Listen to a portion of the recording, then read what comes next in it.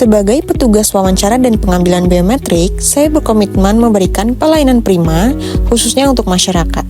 Hal ini tercermin dari sikap ramah dan solutif saat melayani permohonan paspor, tidak sekedar memproses dokumen, namun memastikan setiap pemohon merasa terbantu dan dihargai melalui komunikasi yang santun dan fasilitas yang inklusif bagi kelompok rentan.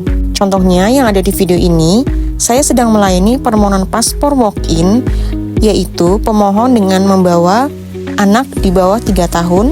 Yang pertama-tama saya memperoleh berkasnya terlebih dahulu, setelah itu saya entry datanya ke sistem keimigrasian dan saya ambil fotonya.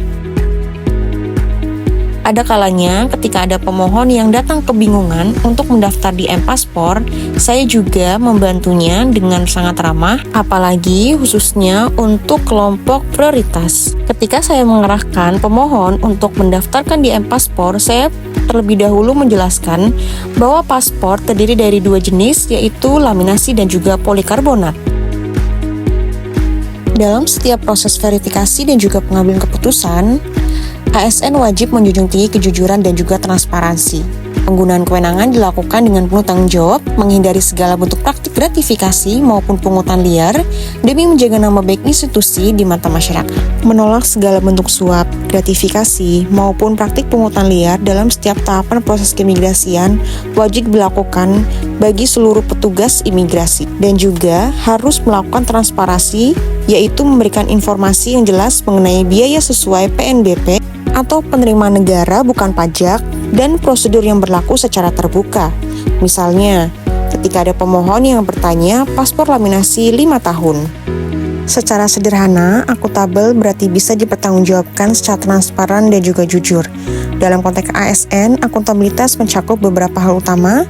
Yang pertama adalah tanggung jawab kinerja, pekerjaan dilakukan sesuai target dan hasilnya jelas. Yang kedua, transparansi, proses kerja terbuka dan dapat diawasi. Yang ketiga, kepatuhan hukum, semua tindakan sesuai aturan dan perundang-undangan. Kemudian ada integritas, yaitu tidak menyalahgunakan wewenang atau jabatan. Dan yang terakhir adalah pelaporan, yakni siap menjelaskan dan juga melaporkan hasil kerja kepada pimpinan. Selanjutnya yaitu kompeten, yakni profesionalisme tanpa batas. Sebagai petugas imigrasi, saya harus tetap untuk mengembangkan diri melalui belajar mengenai undang-undang keimigrasian terbaru. Hal itu berkaitan dengan 1. Peningkatan kapasitas yang membuat saya terus belajar mengenai regulasi terbaru, baik kebijakan visa, paspor, maupun aturan pencegahan tindak pidana perdagangan orang atau TPPO. Yang kedua adalah agar saya menjalankan verifikasi berkas dengan ketelitian tinggi guna memastikan tidak ada celah bagi penyalahgunaan dokumen negara.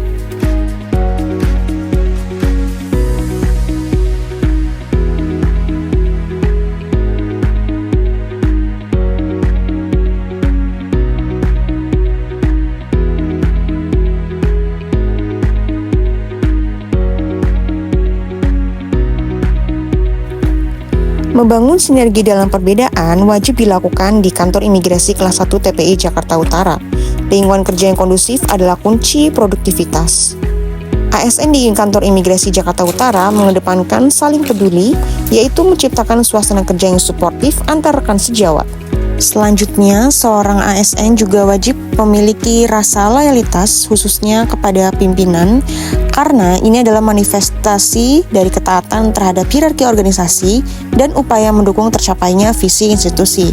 Namun, loyalitas ini juga harus selalu berpayung pada kepentingan bangsa dan juga negara. Yang pertama, setiap pegawai memiliki kewajiban untuk menjaga nama baik pimpinan dan juga instansi, baik di dalam maupun di luar lingkungan kantor. Loyalitas diwujudkan dengan melaksanakan perintah atau instruksi pimpinan dengan sebaik-baiknya. Di kantor imigrasi kelas 1 TPI Jakarta Utara yang memiliki ritme kerja tinggi, terutama dalam fungsi pelayanan paspor dan pengawasan orang asing, wajib dilakukan sebaik mungkin. Sebagai petugas wawancara, saya juga harus memiliki inovasi di era digital.